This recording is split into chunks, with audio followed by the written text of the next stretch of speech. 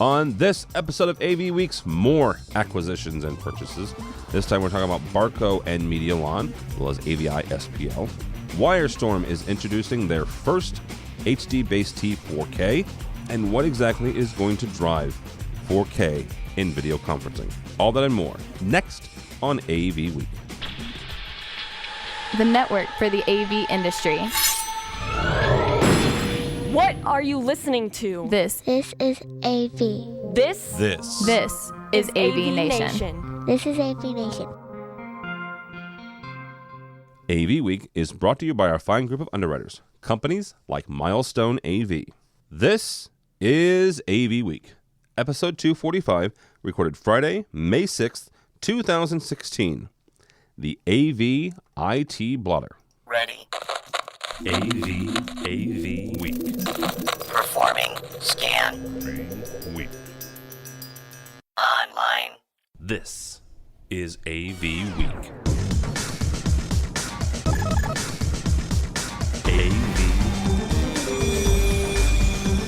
AV Week.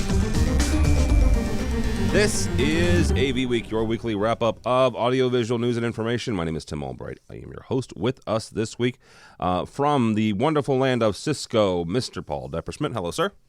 Hello there. How you doing? Oh, good. Thanks for joining us. Also with us is my buddy and pal, Mr. Mike Shinn from IMS. Welcome, sir. Hello, Tim. Thanks for having me back, as always. Absolutely.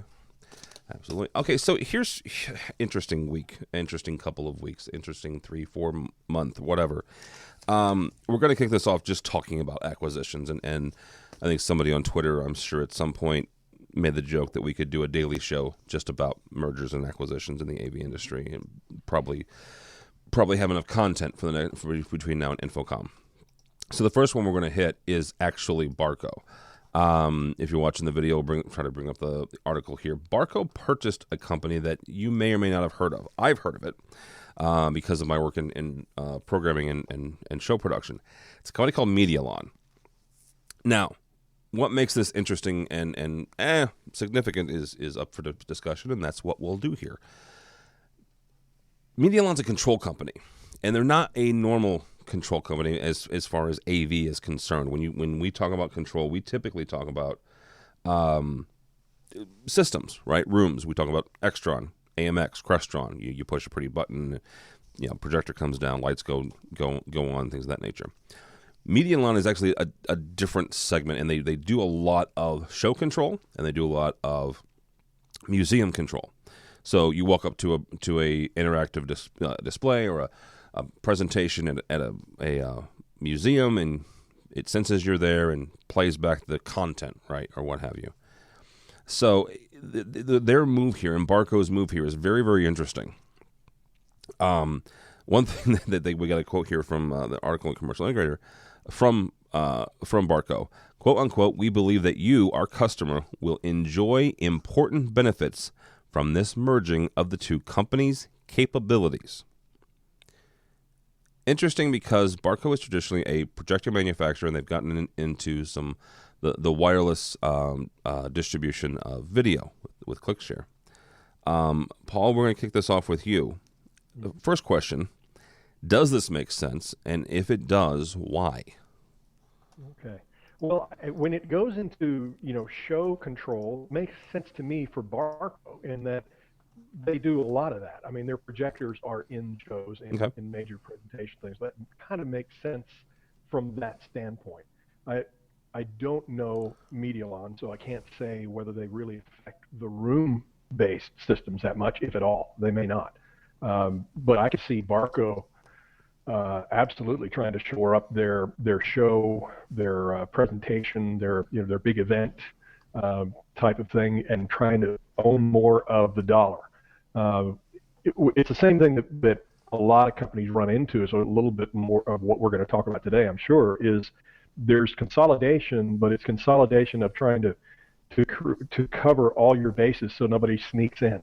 So you want to make sure that I'm selling the projector, yes, and I'm also selling the control, and then that could step into maybe the audio, that could step into something else that you could say, I'm going to try to control the whole thing so that I get all the dollars involved with that event. That'd be my guess. Okay. The more you do, the stronger you are, and the more you control your destiny. I guess that's what they're thinking. Well, Mike, IMS, not for nothing, is not only do you guys do integration, but you also do live production. Mm-hmm. Does this, first of all, to Paul's point, does it make sense to have,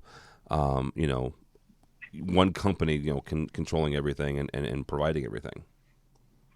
I think it's definitely an interesting move on Barco's part. They made that move, several years ago with the purchase of Folsom, got into the switching world, really became a household name in the live events and event staging world for handling signal.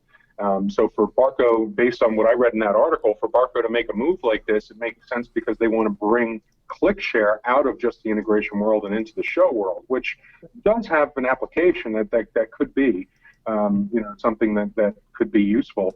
But I don't know. We'll have to see how it unfolds. Okay, time out for a second here. And I could be totally stupid, which is usual. So you could educate me here, Mr. Shinn. You're telling me that they want to get ClickShare into show and live production. Maybe I misread. I mean, Okay. That's what I thought was said in that article, was that one of the moves was to introduce, I'm trying to pull it up again. I can't find it. That's Was to introduce ClickShare to the show market. How? I mean, I'm curious too. yeah, I am too. I know. I don't. That's why I'm saying it's intriguing. If that's what the move was about. I don't know if how Medallion would actually do that. I don't know what the model would be unless they're trying to move towards more of a software-based application to make that happen. Yeah.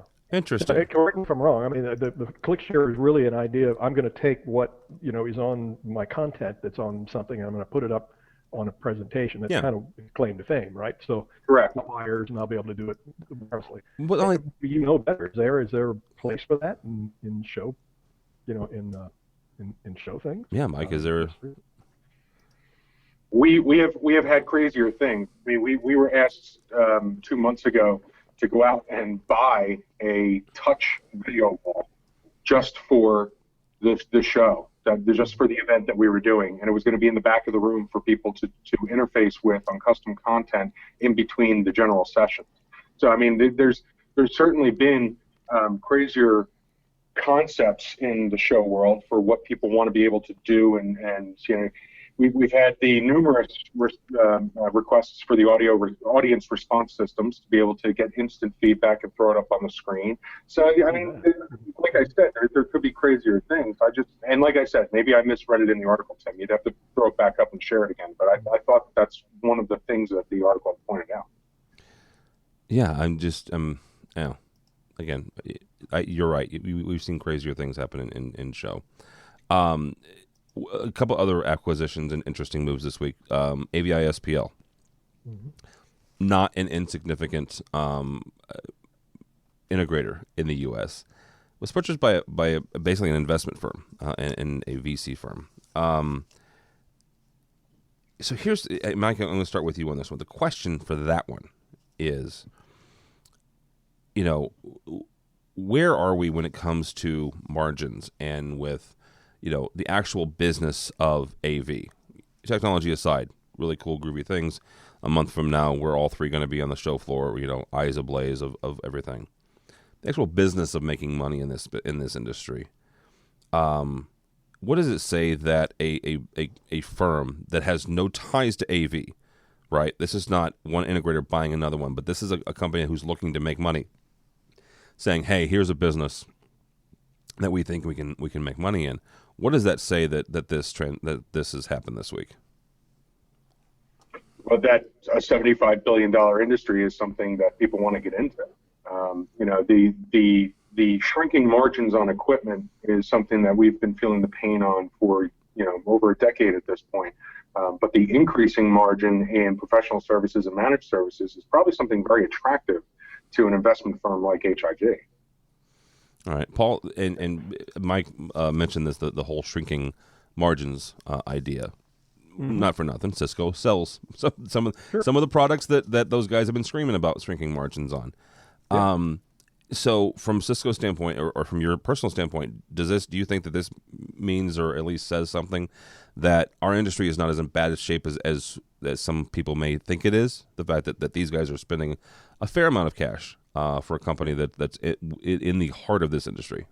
Well, I dug around a little bit on this because clearly within Cisco we were like, oh, that's curious. Yeah. What's going on here? So we started looking at it, and I kind of did a little digging around. When you go to HIG Capital and look at, they have hundreds and hundreds of companies that they purchased. Yep. So, and actually AVI-SPL fits in technology IT. So and in that same list, I'm looking at it. Quicken is in there. Most of these guys I don't recognize. I don't know who they are.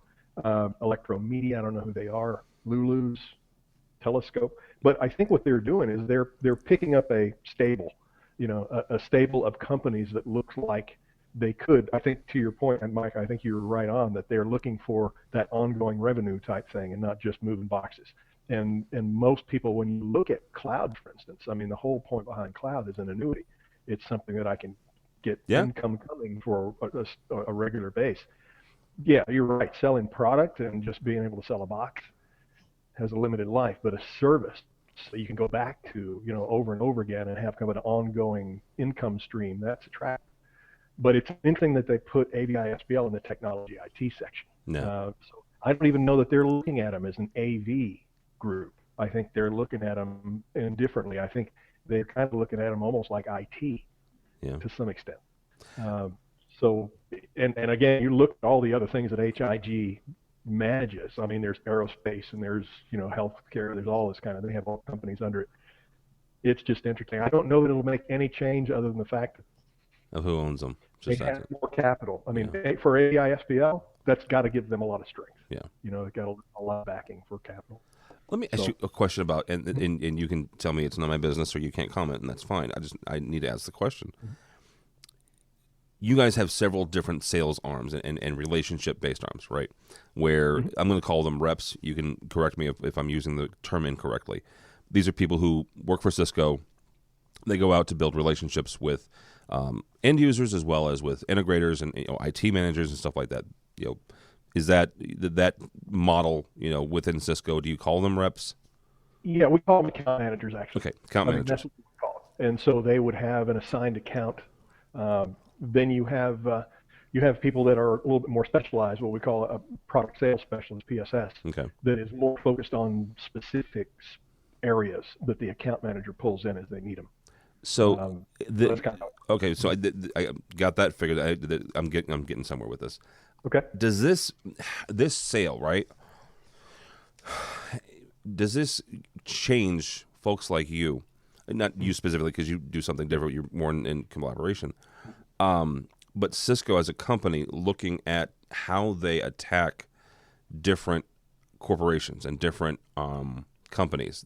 Do you guys worry about the top level parent company? Like, is somebody need to go see the folks at HIG to say, hey, how you doing? We would do a lot of work with AVI-SPL. Just want to make sure that we're okay. Or is it something where they would just stick with their relationship with AVI-SPL and not necessarily concern themselves with the upline? Yeah, in this particular case, I think it's the latter. Yeah, okay. Because there are so many companies that you see that are owned by HIG that it wouldn't make a lot of sense. They're just like AVI-SPL is one of their ones in their stable. Okay. So I don't think we would change. Well, of course, we have partner managers that work with AVI-SPL, and they are one of our big partners in collaboration, without a doubt. So, and while we're at it, I mean, when you speak about it, they're actually one of the few at the higher volumes that is AV related.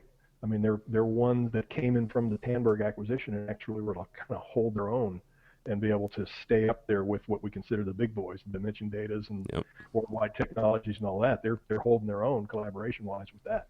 That didn't happen to everybody by any means, and so they're impressive that they've been able to do as well as they have. Really, they've done really well.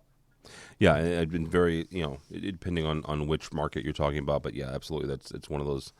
Again, very interesting story and kind of interesting to. It's not done yet. Let's just put it that way. It's not finished. All right, so next story up is a little bit about Dell and a whole lot about technology in general. So let's kick to the chase here. Dell is rebranding itself into Dell Technologies. Dell EMC, and Dell. And if you've already been lost, join the club. So it basically, Michael Dell, and that's actually who the company was named after and who founded it and everything like that, basically went off and said, look, here's the deal. We're going to change our name to Dell Technologies, except for the EMC part, which they bought last week, and that's going to be Dell EMC, except for some of the other parts, and that's going to be Dell too. So here's the thing with this, and but actually, Paul, I do want to start with you on this because of Cisco and because of the overarching and the different brands that Cisco, different types of technologies Cisco has in it.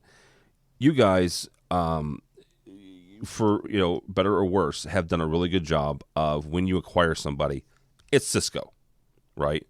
Mm-hmm. When you bought Tandberg, it wasn't Tandberg. It wasn't Tandberg by Cisco. It wasn't Cisco Tandberg. If I want to buy a codec right now, and 10 years ago it was Tandberg, it's going to be a Cisco codec currently. Okay. So, what do you think the thinking is, or what is your take on the thinking here behind the different branding here? I mean, I'm going to be honest. I think of Dell. I think of Dell. I think of Cisco. I think of Cisco. You guys could change your name tomorrow, and I would probably still call you Cisco, at least for the next 5 years, because ideas and brands get in our head. So, what is the thinking behind all this? Yeah, it is that key one. I've worked for a lot of manufacturers now, some very large. Like Panasonic was huge, and I got to be honest here, probably get me in trouble, but it's like sometimes this stuff means a lot to the people inside, means nothing to anybody else. All right. It's like it's a big deal, and everybody gets together, and everybody, it's like, oh, we're going to change everything, and the world's going to change because of it, and it's like everybody goes, oh, that's nice. Sometimes it's just window dressing. I mean, and a lot of times it's restructuring divisions and things. Like they absorbed this division with that division, so therefore internally we have to call it something different. But I'm looking at that, and that one would just struck me as, that's nice. No. I don't know that there's anything earth-shattering that I read there. I could be wrong. I'll go over and see if anybody else has got something else. But. All right, Mr. Shinn, from your take, what does this all mean? I completely agree with Paul. I mean, there's nothing has changed by this name change, and my company went through a rebranding in 2009 and 10, and we went from IMS Audio Visual to IMS Technology Services. Why did we do that? Because we were expanding beyond just AV. I mean, there was a reason for the rebranding. There was a reason for the name change. I haven't seen anything in here other than the purchase of EMC, in which case, fine, call it Dell EMC. But do you have to put out a press release that says, and then this is going to be Dell, and this is going to be Dell Technologies, and this is going to be Dell? It just doesn't make sense to me personally. So I don't really care, to be frank. All right. Yeah, and I'm with you. I think it's the main brand that drives it. I mean, exactly. Let's face it. I mean, it's Cisco, it's Microsoft, it's that's what you hear. I mean, it's kind of inside baseball when you're like, oh, it's this division or that division or whatever. And a lot of times, like, do I really care? It's Cisco. Yeah.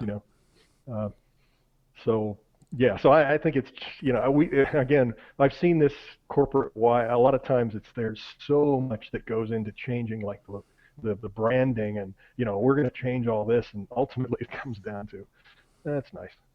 Well, and it's honestly, I looked at it like I did naming rights on a stadium. You guys, Paul's in Atlanta. Mike's up in Austin now. Oh, you are in Austin. I'm sorry. Last time I talked to him, he was in Atlanta. So you're in Texas. Mike's up in Philly. Yep. I'm in St. Louis. We have a local outdoor pavilion, concert hall. When it was first put up, it was called Riverport, and there was no naming rights. Over the last 25, 30 years, it has been called several different names of different things, right?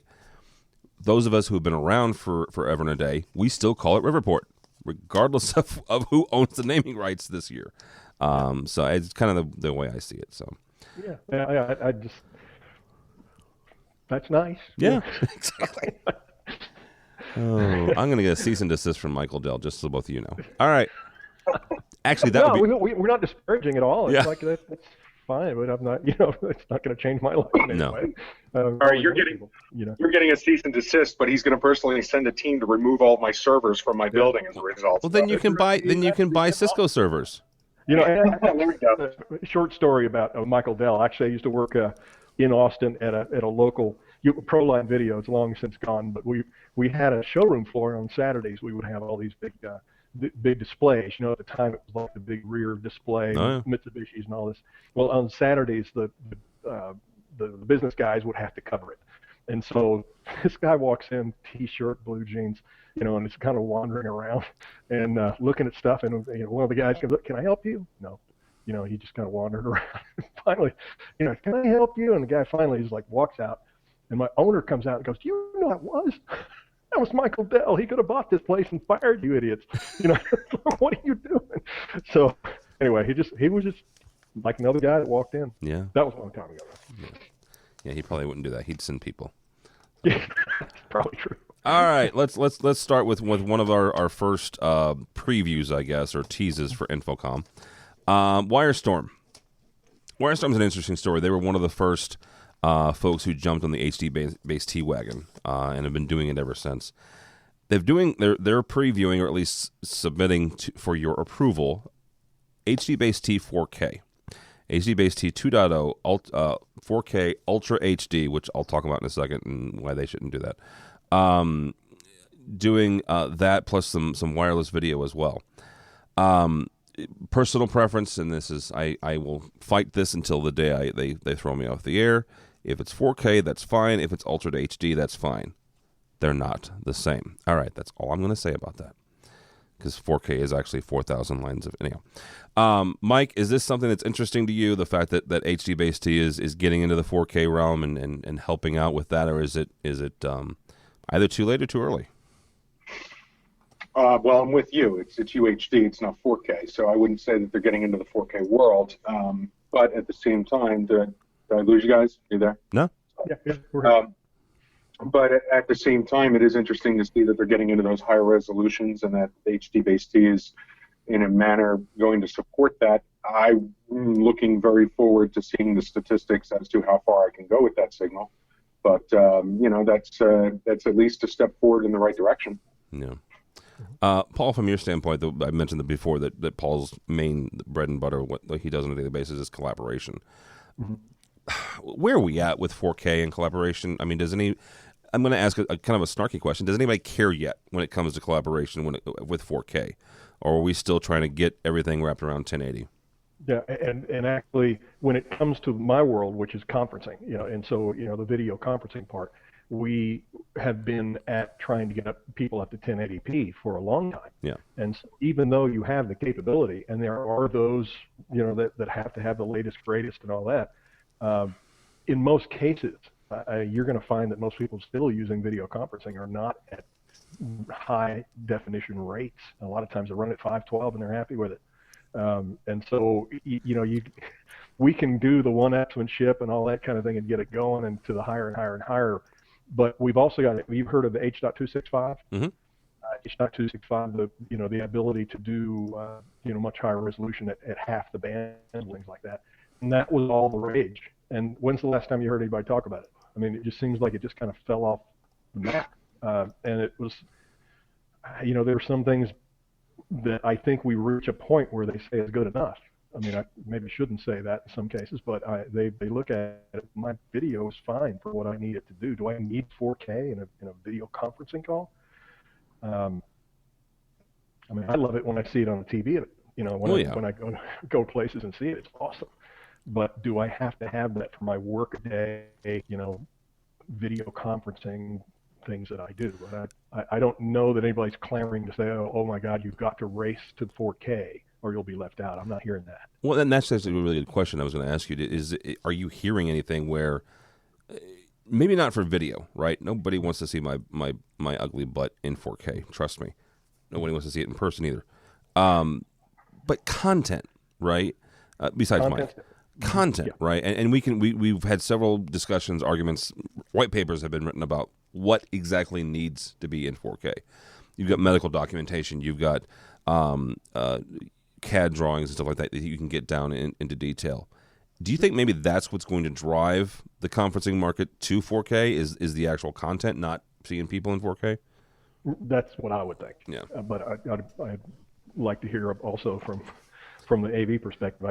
Mr. Shinn, what do you think? What's going to drive us? I think absolutely. in education, where we're seeing the drive for 4K is in the sciences and in the arts. So in the fine arts specifically, to be able to look at individual brush strokes on fine pieces of artwork. And then on the flip side for the sciences, that makes perfect sense for a higher resolution of an X-ray or CAT scan or an MRI. In the telemedicine world, I can see that really driving the conferencing solutions for telemedicine as well. But I'm with Paul. I mean, if I'm sitting in the boardroom and I'm already using a meg, do I really need to be dedicating 4 megs in order to see a 4K picture of Tim, your face? I don't think I need that. No. Yeah. So that's not going to drive it, but I think the content clearly would. I mean, you can list off. You just did a few applications that, man, the higher resolution the better, and so there's definitely going to be reasons for it.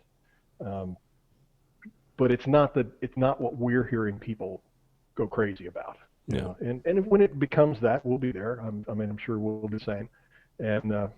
And let's face it, running bandwidth on a network, that's a good thing for us. I was going to say that. We love it. Not a bad thing. More the merrier, please do. Well, I was going to say, Cisco's like a lot like Google. The more you use the network, the better it is for them.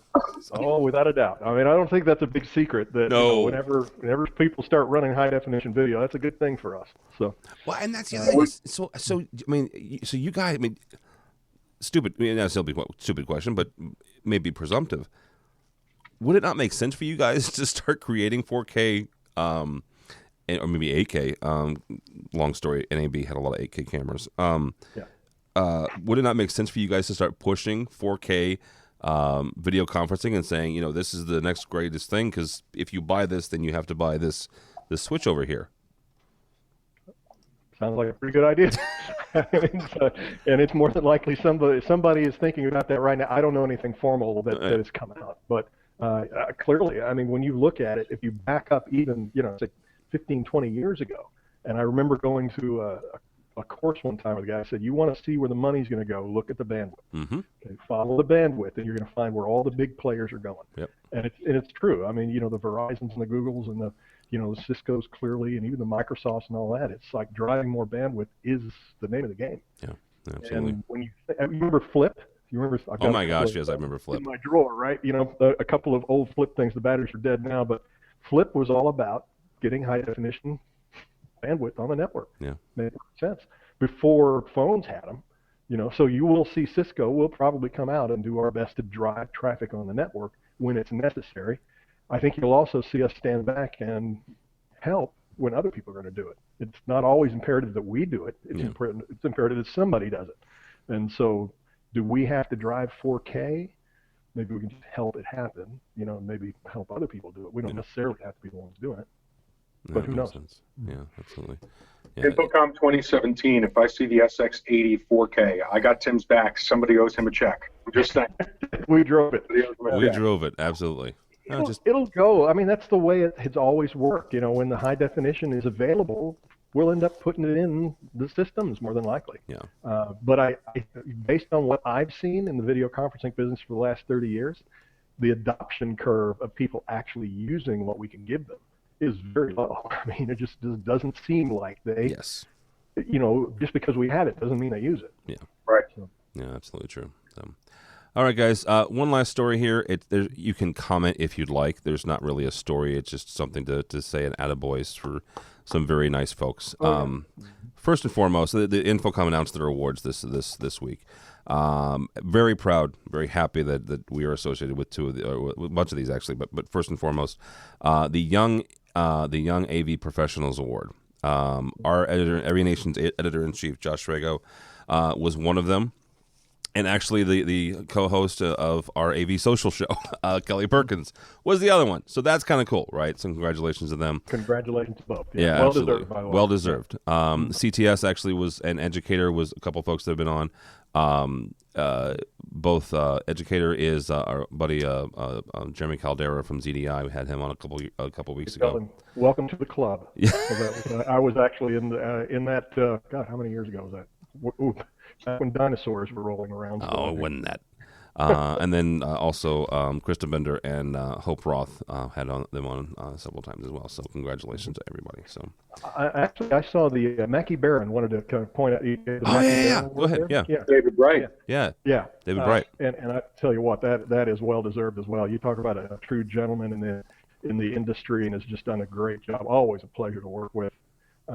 It's really good to see him.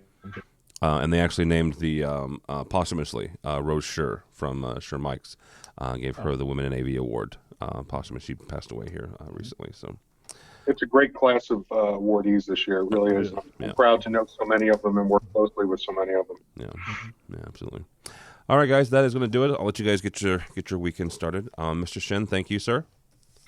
Thank you, Tim. How can people find you and what you're up to and what you're doing? Read the police blotter, for one. Very nice. When I'm wrapping that.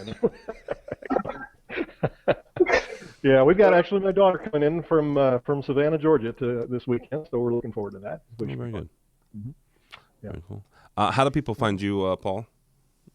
Actually, at pdeppers@cisco.com is probably the best place. I'm still not a huge. I'm actually in LinkedIn and those types of things. You are in LinkedIn, yes, but that's I'm not. I don't have a Twitter feed or anything like that. Sorry. We'll get you there. We'll get you there. Mike, what's your Twitter handle and everything? At AXP Mike, at AXP MIKE. And how can people find out more about Ignite? That you're involved in? Please go to nsca.org, and we will be having a web launch, and we will be having an Ignite launch party with the Drunk Uncles concerts, which the Unks have so generously decided to donate all of the proceeds from this year's concert to the Ignite program, trying to ignite young people into the industry and hopefully give us a larger pool of talent to solve our labor problems. Yeah, absolutely, and we are we're proud to be one of the media sponsors for that. So that's on Wednesday night of the. Yeah, always a great time. Yeah, always a good time. My name is Tim Albright. Don't follow me, but go by the website if you would, please. AVNation.tv. AVNation.tv. You'll find this program and a host of others. If you're interested in what we're doing at InfoComm, good God, we're gonna need some 5-hour energy and about 3 hours of sleep every day. There's my blog last week pretty much lays it out. Two things I want to point out. Number one is the tweet up. We're going to be at the Drunk Uncles concert on Wednesday night, but on Thursday from 4 to 6 in room N as in Nancy 205 is our annual tweet up event. It's a free networking event, basically free food and drink for 2 hours, 4 to 6. As you are exiting the show floor, come up the stairs, grab a drink, trade cards with folks, and then go on your merry way. Paul, you do not need a Twitter handle to be a part of this. It helps. I have one. It's buried around here somewhere. You don't need one. You just need a business card. It's all you need. But here's the cool thing about this, and one of the things that I love about what I've ended up doing in life is I actually love connecting people with people that can help each other, right? That's what this event is. You're going to have manufacturers there. You're going to have integrators there. Programmers will be there. So technology managers will be there. It's a really cool event for that. And the way that we position it is exactly that. You come by on your way to your next event. So, you do whatever you need to do. So 4 to 6 on that. And then also our annual recording of AVWeek live from the show floor is going to be 2 to 4 on Friday at our booth. So check all that out at avnation.tv. avnation.tv. Thanks so much for listening. Thanks so much for watching. This has been AVWeek. Thanks, guys.